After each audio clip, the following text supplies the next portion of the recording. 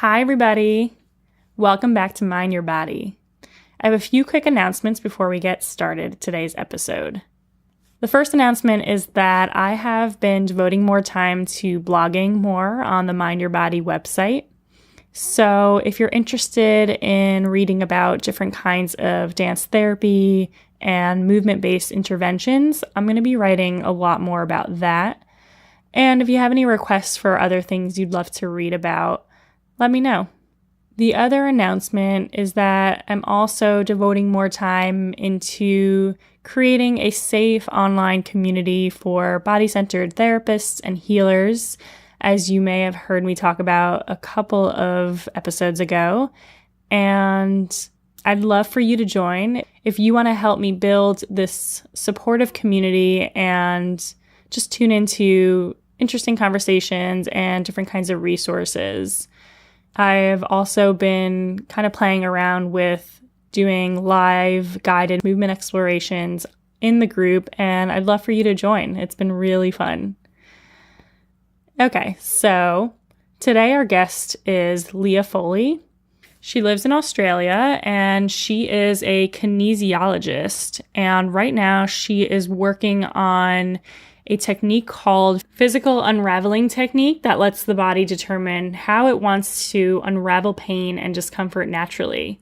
And she's done a lot of work around alternative medicine with the physical body and energy to help people find solutions to all kinds of different health problems. So this episode is a little less emotion focused, a little bit more on the physical body and pain. We do talk about how emotions and pain intersect. So I hope this intrigues you as it intrigued me, and enjoy. This is Mind Your Body, a dance movement therapy perspective on the integration of our emotional, cognitive, physical, and spiritual aspects of our being into one more aware and whole existence. Hi, my name's Leah Foley. My work is basically a combination between health and intuition and blends between that. I started off as a healer and that moved into medical intuition. And at the moment I'm developing a physical self-healing technique to help people with chronic pain. People I work with is anyone who has a chronic health issue or symptoms. They're in some type of suffering, and I help them get down to the bottom of it. Down to the root cause, so that we can shift that and they can be empowered in some way to move into health and move into, I kind of work a lot more with healers and light workers, so people who want to shine and make a difference in the world. Great. I'm really curious about your physical self-healing technique. Could you explain that? Yes, it's a hard one to explain. It's an inner focus. There's no need to use any tools. The technique itself is just a inner focus into your body and focusing on key spots and then letting the body unravel however it needs to unravel. And at the beginning, I was testing on myself. So there was just basically just working with different things, like if my neck went out of alignment, if I had pain, unexplained pain that might be happening in my body, and just allowing the body to shift, and you feel things happening, and then the pain would just take by itself. When I started working on people, I trialed it on a few people at first, and that quickly developed into sometimes some people needed sound, like to make sounds or groan, sigh or something, and then that would help shift the energy, or shake uncontrollably helped. If they felt particularly stuck. And then as I keep working with the technique on other people, sometimes people would be silent during it and it'd be completely in a process, and other people would be screaming out things that were unexpressed from, it's kind of like we don't really delve into why in this one. We just let the body do what it needs and support it through that. So we don't know what those things were that needed to be expressed, and then suddenly the pain would start shifting on its own. So, and each person completely different, which I found fascinating. And yeah, some people would go on emotions, other people just purely physical. But it's totally natural. It's kind of a technique that if you were traveling, you could use it. If there's like an apocalypse or something, you could still use it. You don't need to have like a manual, or because it's so simple, it's easy to remember what you do. Okay. I'm still not clear on like what exactly the process is. Do you have any examples that you can share? Yeah, so you basically, I explain it, but the technique itself needs to be experienced to understand it, of course. But it's the most basic technique where you feel the sensations. So the technique doesn't work unless you actually feel something, and you feel the sensation wherever it is located in your body. I get them to rate it so that it's partially for me, so that I can gauge where they're at, because I can't feel what's happening. I can only use a little bit of empathic intuition to sort of gauge, but it's not like an X-ray or something. So I get them to tell me where they're at, and then they also get to gauge whether things are shifting or not. But I get them to feel where that problem is, the pain, the discomfort, strain, and then the body shows up somewhere else. And they feel both of those, and then the body starts doing things, and each person is different. Okay, so you ask them to identify a sensation where their pain is, and then are they closing their eyes? Like, are they just focusing on all of their attention on this pain, eyes closed? Yeah, usually eyes closed, because I only really do one session. Sometimes people want to follow up, but usually they just need one session to learn it. And they're not as practiced at feeling into their body, feeling the sensations. So they usually have their eyes closed. But I can do it now with my eyes open. I can do it, in the street. If I have something twinge, I can do it as long as I be able to focus. They have a whole internal experience, because often people feel a bit embarrassed making noises in front of me, or I make it with them so that they feel a bit less embarrassed, groaning or growling or whatever they need to do. I haven't had anyone screaming yet, the screaming words out. But and then if they want to move, I move with them, and they got their eyes closed, so they feel less nervous, embarrassed. Okay, so they're focusing on the sensation, and then is it kind of like they're watching it with their mind's eye, like watching this sensation, and either it moves somewhere or it moves them to move a certain way or to make noises a certain way? And is that happening on their own, or are you guiding that? I'm asking them what's happening, and then the only way I'm guiding is keep going what you're doing, or we need to do something to help shift it because it's not moving. Sometimes I get a bit nervous because it's like silence and they're not telling me anything. So I'm like, Chloe, is everything okay?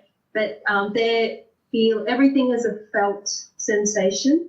It's just purely you're in the physical, you're being one with these sensations. And instead of what I'm noticing through all the different sessions is that we have a tendency when we have pain to want to separate ourselves from it as if it's not us. And then we want to do something like eradicate it because it's as if it's a germ or something, but it's our body's own response. So if they become one with it instead of pushing it away or trying to fix it, if they just be with it, hold in their consciousness, and then help the body realize that these points are out, then the body can start to unravel, because the body's always trying its best to heal. It just gets confused in the process. It also has its own confusion. It's always wanting to survive, stay alive in some way.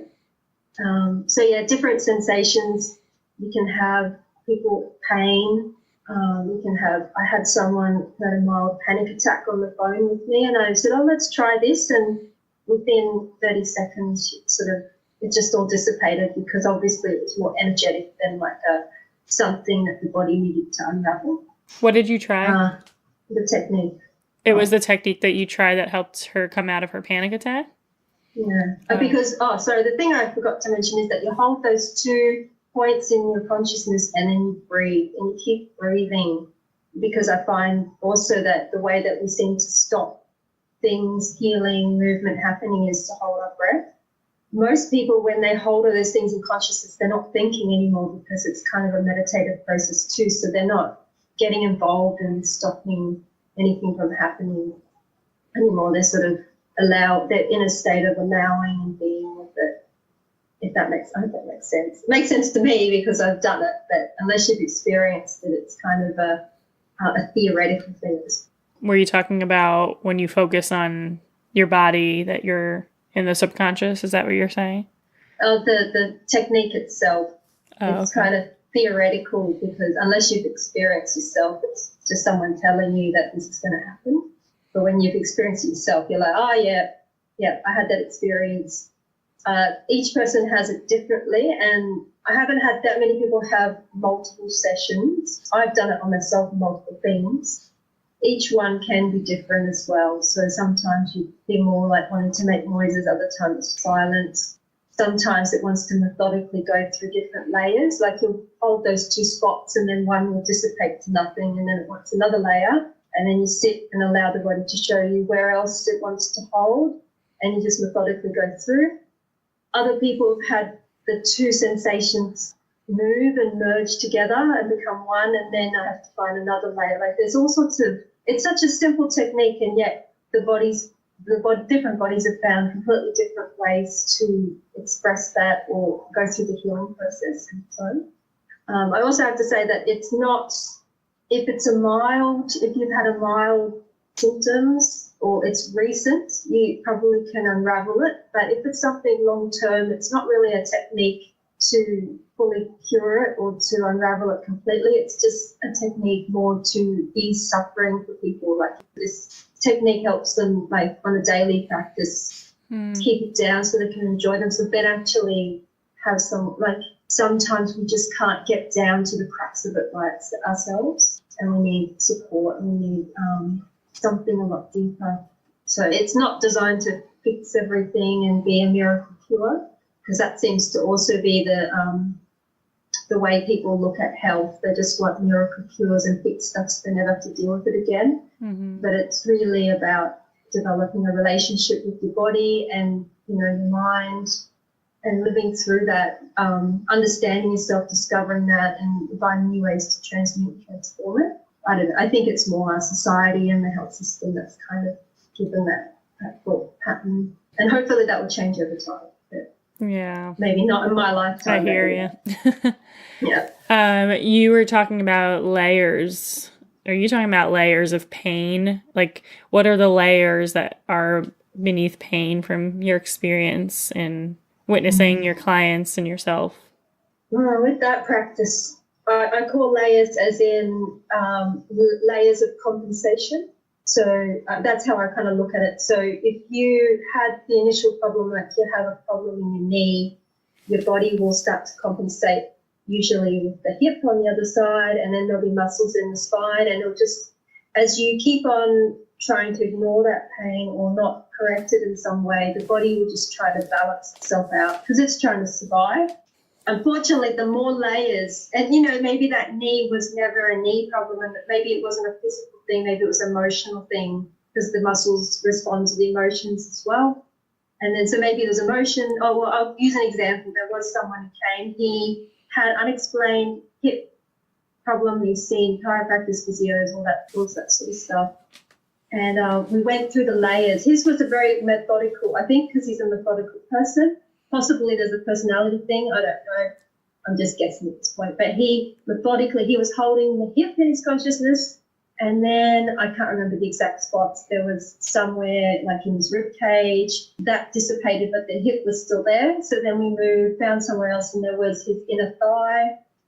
Then the inner thigh dissipated, but the hip pain is reduced a little bit, but still there. And we got down to this sinking feeling in his gut was the last sensation. And normally I don't go into emotions, but if it comes up, I say, okay, so what would that relate to? He said, oh, well, definitely fear.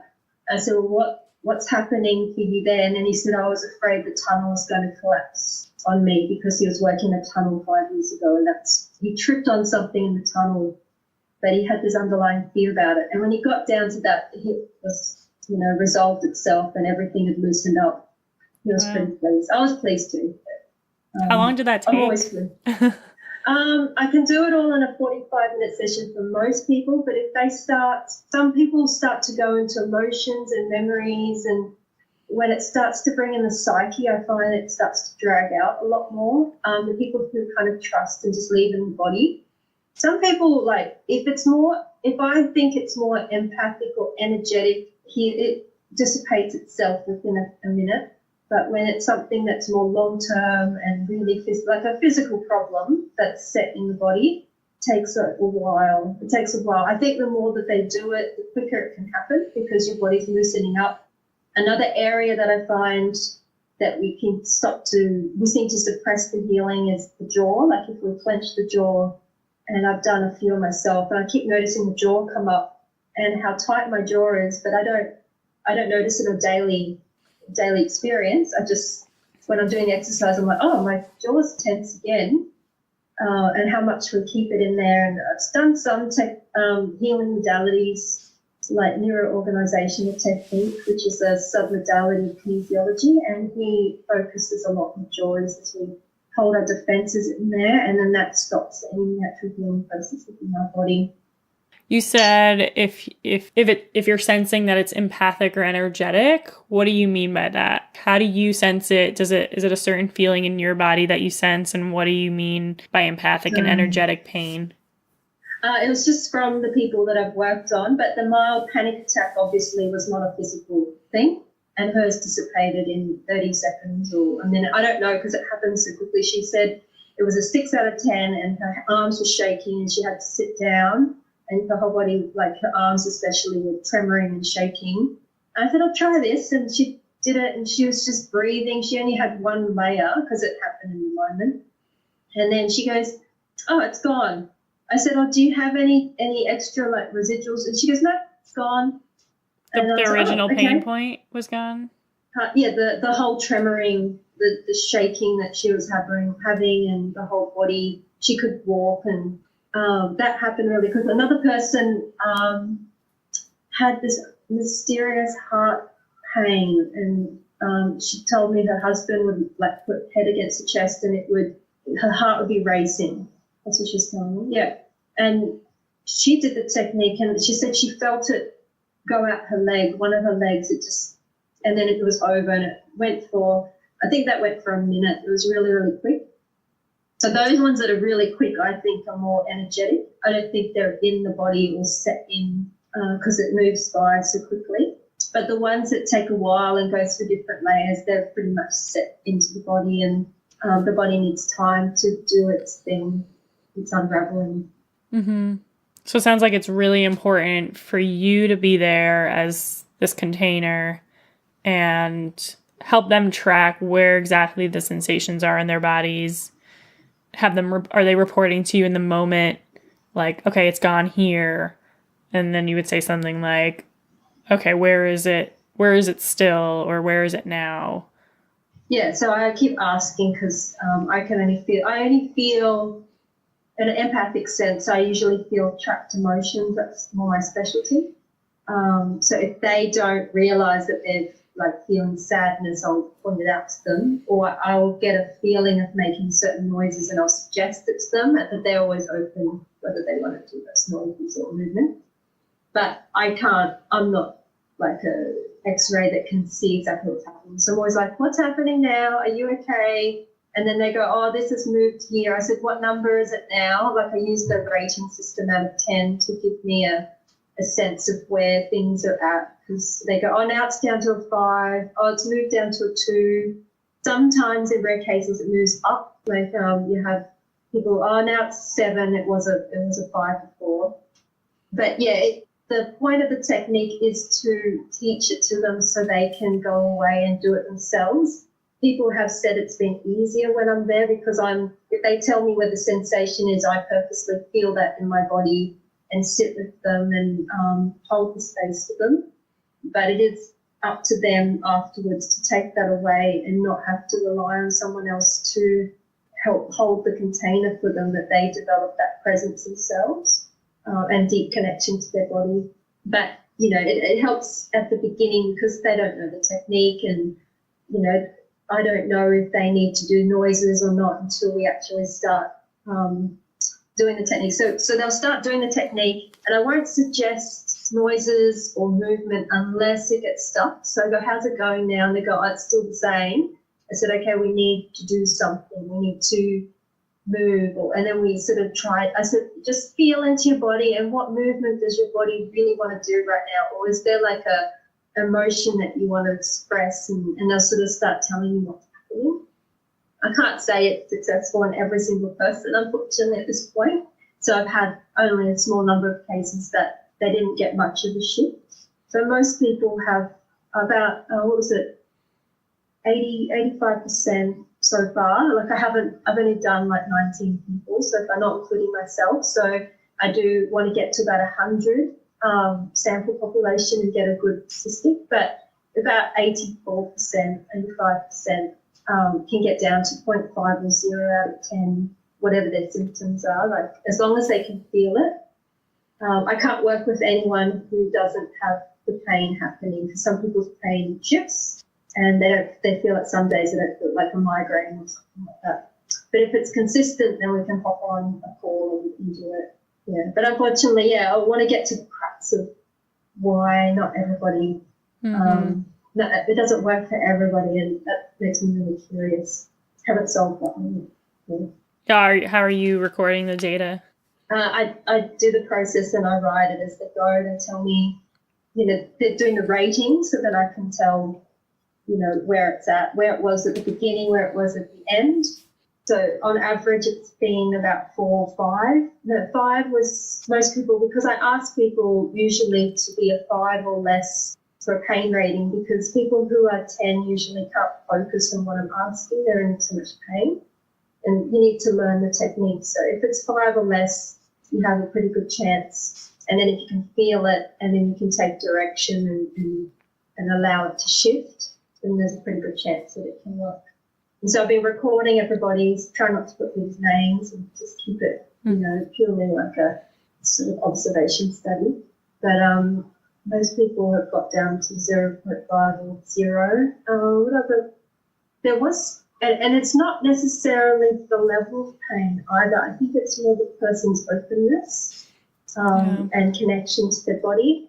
The more that people have gone and seen therapists, I find that helps a lot. I found that even in my other healing, the more that people are proactive about trying to find a way to help themselves seems to make it so much easier when you're actually working with them. People have hardly done anything, not connected to their body.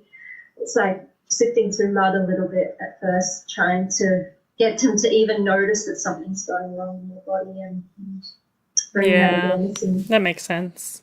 Yeah. Yeah, I think with any healing therapeutic process, there has to be a level of openness and a desire from the person to want to change. Yeah, definitely. And people think that they've tried all this stuff and it didn't work, and they can get into a bit of a down state, but they don't realize how much under the surface they're really doing stuff. Like just every time that they're putting in effort to go see someone, they're actually putting energy into the healing process. They may not have got to the crux or the root cause, but it can be disheartening for people like, I've tried all these things, but they don't realize how much they're really tilling the soil, underneath everything, and making it more opportunity in the future for them to actually to heal faster. Are you also referring to people who go and get pharmaceutical medication, kind of the more Western, traditionally Western medicine? Or are you thinking like anytime someone sees an alternative specialist and there's energetic work being done?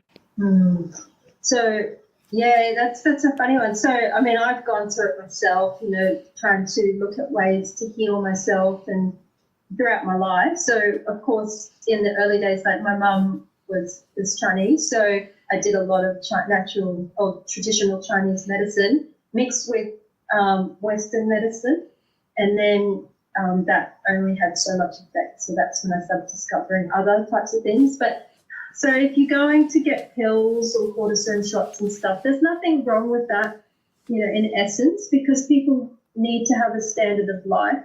You can't just be in absolute agony all the time. There's nothing wrong with that. And what I found with the medical intuition and discovering through doing all the readings is that some people have higher threshold to deal with all those pharmaceuticals, and some people just really can't handle anything that's not natural. And even natural stuff, their liver doesn't have the ability to detox to the same degree, or some people seem to have a higher, human growth hormone, and they can heal a lot faster because they've got this growth hormone, circling the body, whereas other people have lower ones and they just don't regenerate the same way. So it really is unique to each person. And I like to believe, I went through the medical system because it didn't help and stuff, and I got angry at doctors and stuff.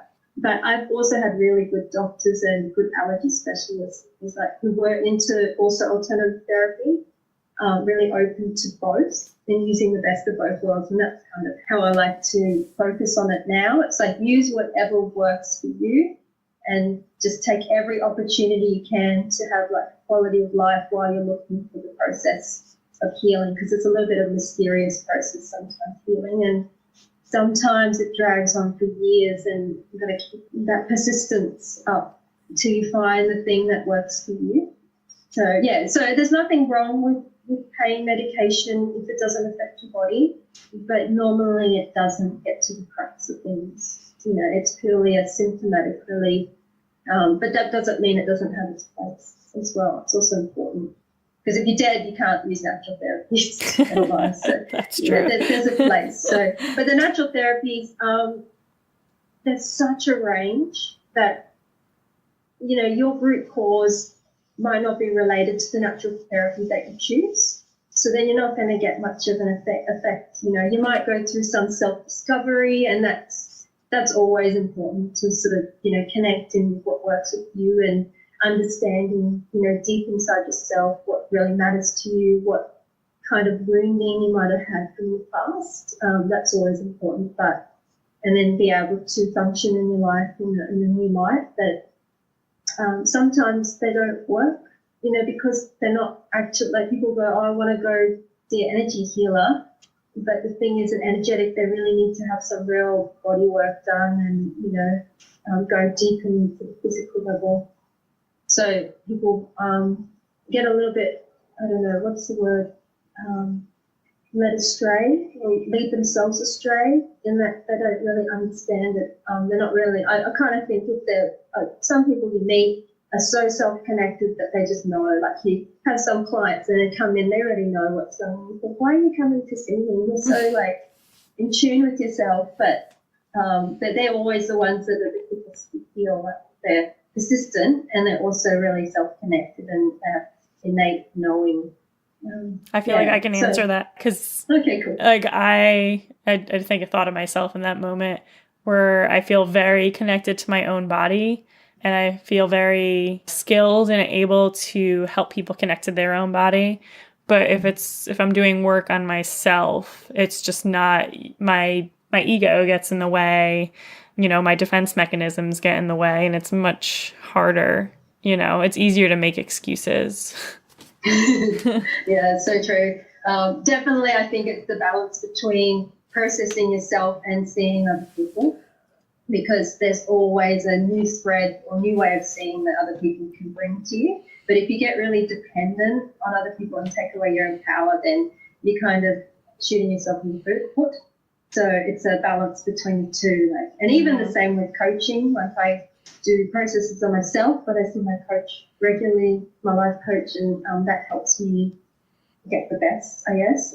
Keep staying empowered, but also keep opening myself. And same with the body, because I also can do a lot of stuff on myself. You can only take yourself so far, and then other people need to guide you a little bit. Yeah. Yeah, it's kind of like a process of going in and out, where you can go in deeper with someone else's help, and then that helps you on your own. Yeah, exactly. Yeah. Beautiful process, but frustrating. Yeah.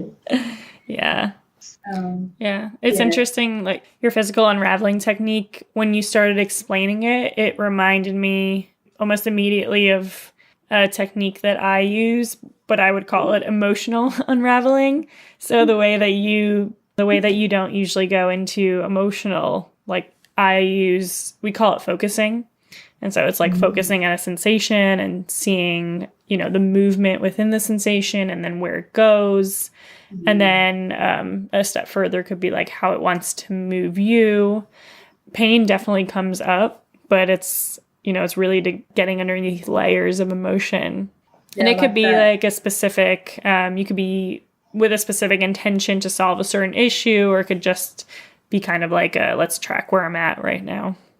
Yeah, like that. Yeah, I have an actual emotional self-healing technique which has no physical, and I find that one a lot easier because I can actually tune in right to the crux. Like I let them go down the layers. I say, what emotion are you feeling now? Fully feel it, breathe and be with it. But I don't do any of the feeling or the movement with that because that's purely internal mind process.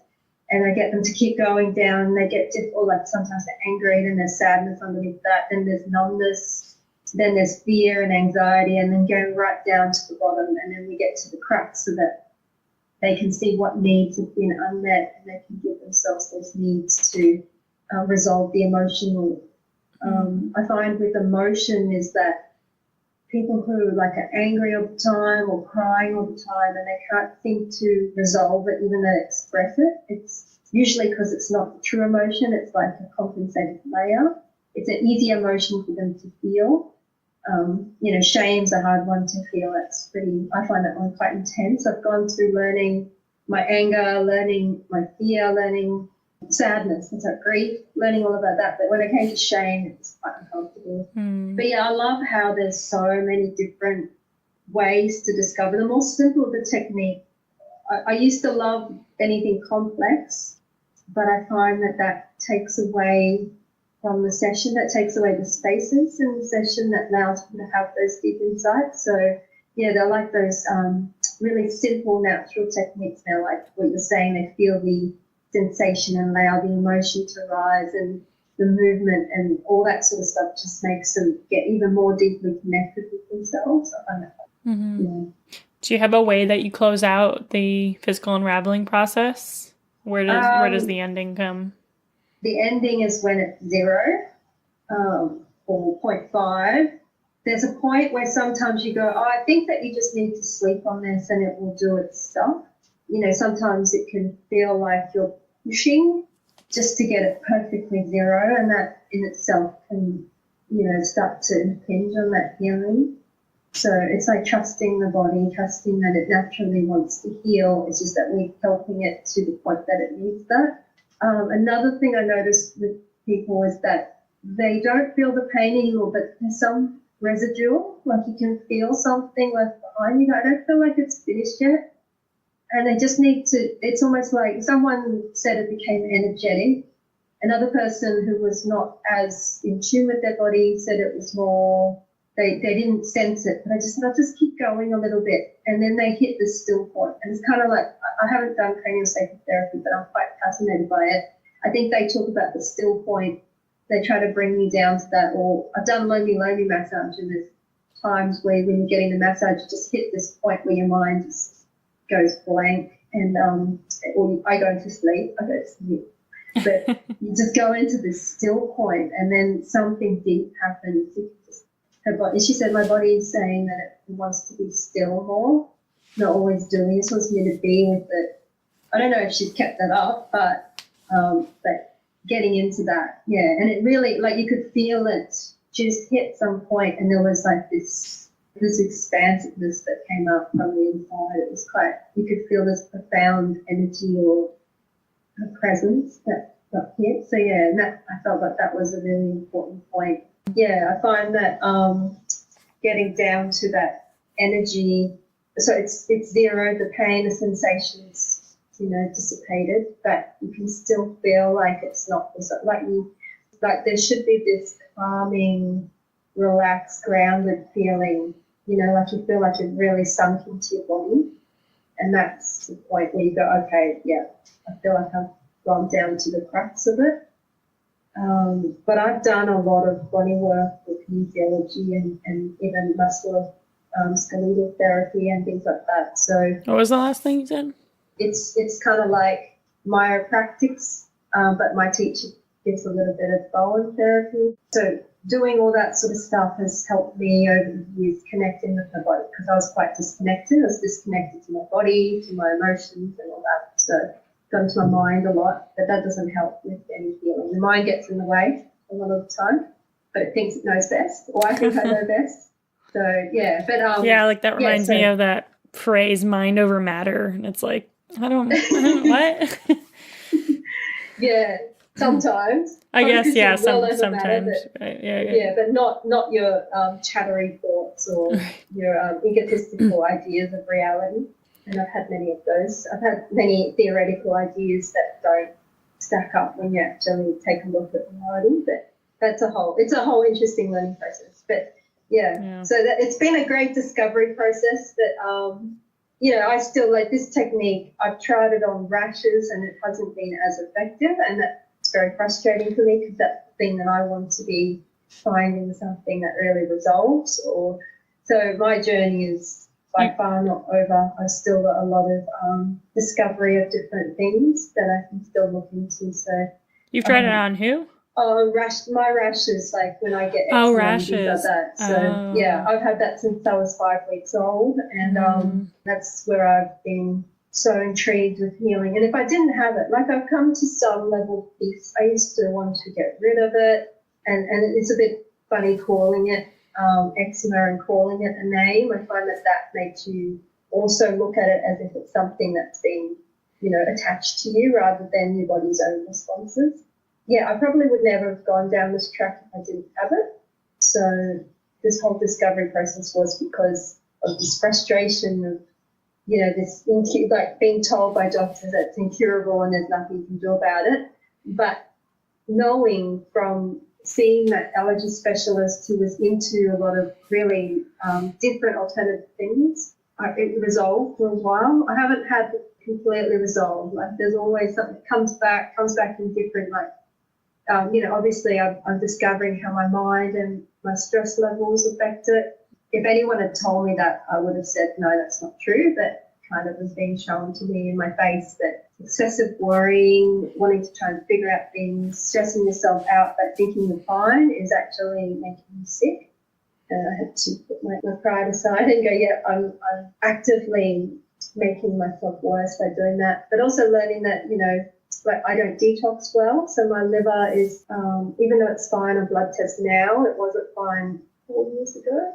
It's resolved itself, and being mindful and respectful of my body that it doesn't detox well, and then I need to, give it that space and also have some empathy or sympathy for it, like not being, now I've got this rash or now I'm not feeling well and whatever, but it's like, no, actually it's just taking its time. It takes longer than my husband, unfortunately, has a really good liver, and I'm quite jealous of him. I'm jealous of his liver because he can treat himself. Jealous of your liver. Terribly. Yeah, liver jealousy. That's what liver envy. But, just being respectful of those weak spots in my body.